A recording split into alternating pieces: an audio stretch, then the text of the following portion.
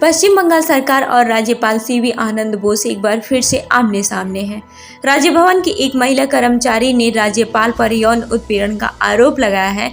इसके बाद बंगाल सरकार राज्यपाल पर हमलावर है। उधर गवर्नर ने कहा कि उन्हें बदनाम करने के लिए ममता बनर्जी और उनकी पार्टी ने षड्यंत्र रचा। आरोप प्रत्यारोप के बीच पश्चिम बंगाल ने मामले की जांच शुरू कर दी है और राज्य भवन के 6 कर्मचारियों को तलब किया है। पिछले हफ्ते ही राज्यपाल सीवी आनंद बोस ने राजभवन स्टाफ को एक चिट्ठी लिखकर कहा था कि वो कोलकाता पुलिस से किसी भी तरह का संवाद न करें। इसी चिट्ठी में राज्यपाल ने संकेत दिया था कि गवर्नर के खिलाफ पद पर रहते हुए किसी भी तरह की आपराधिक कार्यवाही नहीं की जा सकती है। उन्होंने संविधान में दी गई शक्तियों का भी हवाला दिया था। तो क्या राज्यपाल के खिलाफ आपराधिक कार्यवाही नहीं की जा सकती है? उन्हें जेल नहीं भेजा जा सकता? संविधान में क्या छूट दी गई है? आइए समझते हैं। संविधान के अनुच्छेद 361 में कहा गया है कि राष्ट्रपति, राज्यपाल या किसी भी राज्य का प्रमुख अपने अथवा अपने कार्यकाल की शक्तियों, उसके प्रयोग कर्तव्यों के निर्वहन के लिए किसी भी अदालत के प्रति जवाबदेह नहीं होगा। इस प्रावधान में 2 महत्वपूर्ण उपखंड भी हैं। पहले उपखंड में कहा गया है कि राष्ट्रपति या किसी राज्य के राज्यपाल के खिलाफ उनके कार्यकाल के दौरान किसी भी अदालत में कोई भी आपराधिक कार्यवाही शुरू या जारी नहीं की जाएगी। दूसरे उपखंड में कहा गया है कि राष्ट्रपति या किसी राज्य के राज्यपाल उनके पद पर रहते हुए उनकी गिरफ्तारी या जेल भेजने की प्रक्रिया अथवा अदालत से ऐसा आदेश जारी नहीं किया जा सकता है।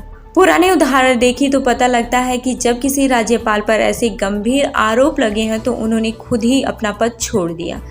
जैसे कि साल 2009 में आंध्र प्रदेश के तत्कालीन राज्यपाल एनडी तिवारी पर एक सेक्स स्कैंडल में शामिल होने का आरोप लगा।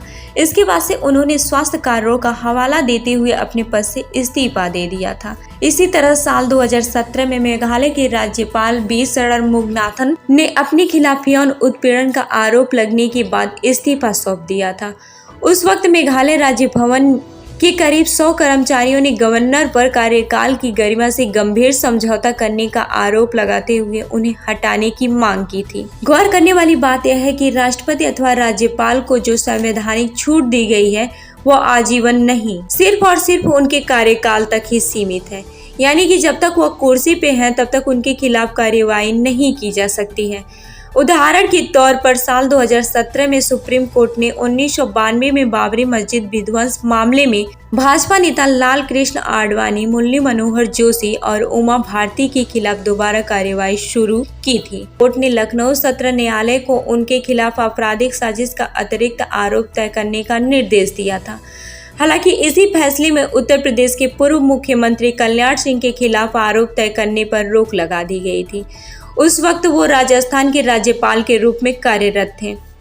सुप्रीम कोर्ट ने अपने आदेश में कहा था कि कल्याण सिंह राजस्थान के राज्यपाल होने के नाते संविधान के अनुच्छेद 361 के तहत तब तक छूट के हकदार हैं जब तक वह राज्यपाल के पद पर रहेंगे। जब वह पद से हट जाएंगे, सत्र न्यायालय उनके खिलाफ आरोप तय कर सकता है। कल्याण सिंह का कार्यकाल खत्म होने के तुरंत बाद ही सीबीआई ने फरवरी 2022 में उन्हें सम्मन जारी किया और ट्रायल में शामिल होने के लिए लखनऊ की सत्र अदालत का रुख किया था। एक और मशहूर मामला 2016 का है। उस वक्त सुप्रीम कोर्ट की 5 जजों की संविधान पीठ ने अरुणाचल प्रदेश के राज्यपाल से पूछा कि आखिर उन्होंने सीमावर्ती और संवेदनशील राज्य में राष्ट्रपति शासन की सिफारिश क्यों की।